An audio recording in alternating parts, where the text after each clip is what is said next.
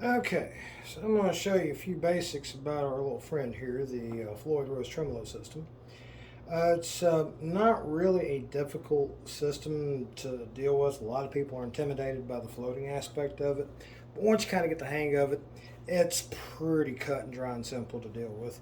Now, typically, the way that I set mine, I will actually, I'll show you this right here, I will actually set mine parallel with the bridge there. Let me get that just right. Okay, whoa, just slide a little bit. But yeah, I'll keep it parallel with the bridge. Makes it the best fulcrum point for all your setups and settings and all that good stuff. So zoom this back in. There we go. Okay, so when you have it parallel with the bridge, that gives you the your two-way options, bending the note up, bending the note down, like it's designed to do. But in order to keep everything in balance, we got to go to the back of the unit at this point. So go ahead and take your trim arm off, your back plate off, and then flip over and have a little look as to what's going on here. Now, if you haven't done the fat brass upgrade to your Floyd, by all means, I highly recommend it. It drastically improves sustain. The guitar gets louder, so your pickups work more efficiently, and overall is just gives you more solid feel on the entire bridge itself, and is absolutely perfect for doing all the good fun stuff. Now, with the way mine's set up, these are not the stock springs. These are a little heavier spring because I'll do bends upwards sometimes, but majority of mine are heavy dives, and I'm real heavy-handed with it. So beefed up the springs to compensate for that.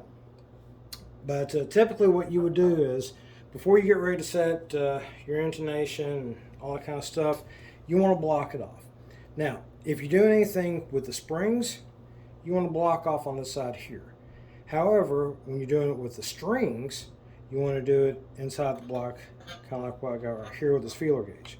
So just put it in there, and that's going to be your block off point, because when you start playing around with the bridge on the other side, that block is going to sit there and go one way or another. This keeps that from happening, and if you put it on this side, the moment you loosen up any tension on the springs, I'll get my words right here in a second. Once you loosen up the strings, this will maintain your spring pressure because you got a block there to keep everything in place. Now, at that point, let's keep everything together and flip back over, and here we are. Now, there is a tool that you can get to get onto the back of these guys, which will make this process, drastically easier and just about foolproof. But you don't need the tool to make this particular thing happen.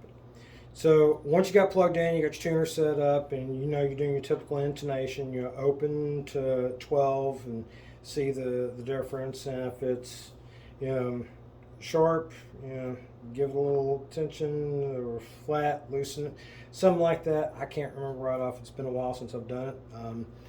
But what you do is, if you only loosen up these screws down here, which I'm going to show you right here in just a second. We're going to move wrong way. There we go. Bring it in just, let's see if I can bring it in. There we go.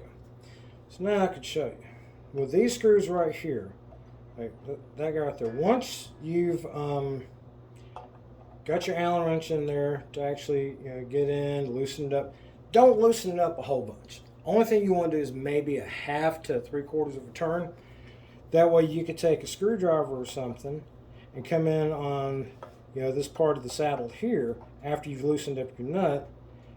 Hold on to the back of it where the string keeper is at, but just you can kind of bump that a little bit and watch your tuner to get it whichever way it needs to go, and then you just hold the back of it, tighten it back down, do the same thing for all 6 strings, and that'll take care of your intonation, and you'll be playing quite nicely in no time. So once you've got all that set, got your lock nut locked back down, everything's in tune, Do all your tuning before you flip this over and pull that block out. Make sure it is right where you want it. It's perfectly tuned up. Once you've done all that, lock nut's locked, and you're like, okay, nothing else needs to be done up here. Then at that point, that's when you want to flip upside down, because as you can see, mine came out. But, you come back over. At that point, you pull, go ahead and pull whatever you had in there to block it out. Flip it back over. Recheck your tuning. This is where you just use your fine tuners. Make sure that when you do have your fine tuner set, here we go, that you give yourself a little bit of wiggle room, because you can find yourself with a fresh set of strings stretching out real quick.